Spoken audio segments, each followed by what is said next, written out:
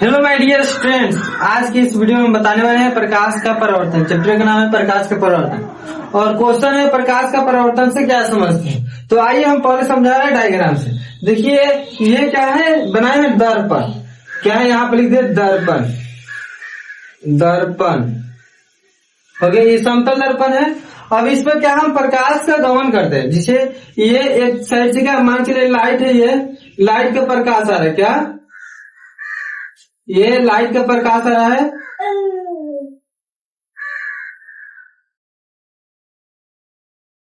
हो गया, यहाँ से जब लाइट का प्रकाश आ रहा है तो जब इधर से आ रहा है यानी एक तीर का निशान इसमें होगा, जो आता है उसे कहते हैं आपतित किरण। क्या, जो प्रकाश आता है उसे कहते हैं आपतित किरण।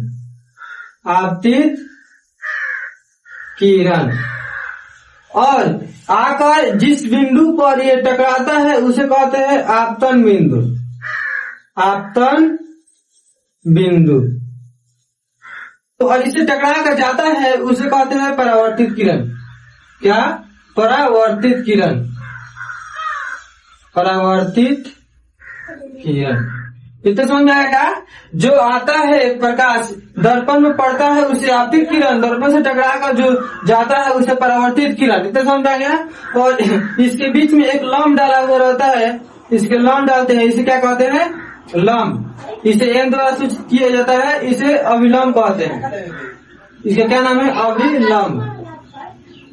हो गया, जो आता है उसे आपतित किरण और दर्पण पर टकरा कर जो जाता है उसे परावर्तित किरण। और इस बिंदु आपतन बिंदु पे एक लंब डाला रहता है उसे क्या कहते हैं, अभिलंब। अब देखिए ये जब आता है इसका कुछ न कुछ कोण बना होगा, तो कोण किससे मापा जाता है, यही अभिलंब से। तो इसके और इसके बीच के यानी अभिलंब और आपतित किरण के बीच के कोण को क्या कहते हैं, आपतन कोण। इसे आई द्वारा सूचित किया जाता है। और अभिलंब और परावर्तित किरण के बीच के कोण को क्या कहते हैं, परावर्तन कोण। इसे आर द्वारा सूचित किया जाता है। तो यहाँ पर लिख दे परावर्तन कोण। क्या, परावर्तन कोण। और इसे क्या, आपतन कोण। यहाँ पर लिख दे आपतन कोण। इतने समझ में आ गया। प्रकाश का परावर्तन के नियम कितना होता है, 2 होता है। अब उसका डायग्राम समझे, उसके बाद नियम पढ़ाते हैं। जो एक साइड से प्रकाश आता है, दर्पण पर टकराता है और फिर पुनः वापस लौट जाता है। जो आता है उसे आपतित किरण, जो लौट जाता है उसे परावर्तित किरण। और आपतन बिंदु पर एक लंब डालते हैं उसे अभिलंब कहते हैं। अभिलंब और परावर्तित किरण के बीच के कोण को परावर्तन कोण, अभिलंब और आपतन कोण के बीच के कोण को आपतन कोण कहते हैं। इसे आई द्वारा सूचित किया जाता है, इसे आर द्वारा। इतना समझ में आ गया।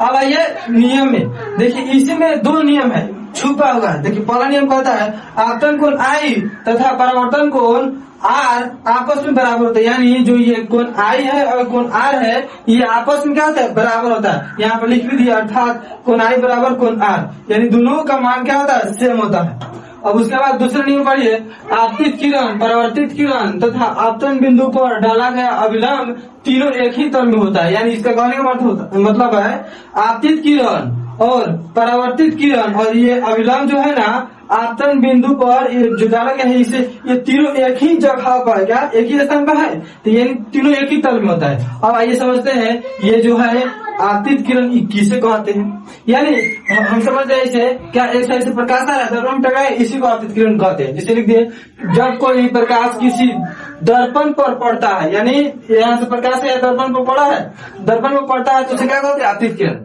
अब परावर्तित किरण किसे कहते हैं, तो दर्पण से टकरा कर जो लौटता है उसे ही क्या कहते हैं, परावर्तित। यहाँ पर है किसी सतह से टकरा कर लौटने वाली किरण को क्या कहते हैं, परावर्तित किरण। आशा करता हूँ कि यह वीडियो आपको समझ में आया। अगर समझ में आया और चैनल को सब्सक्राइब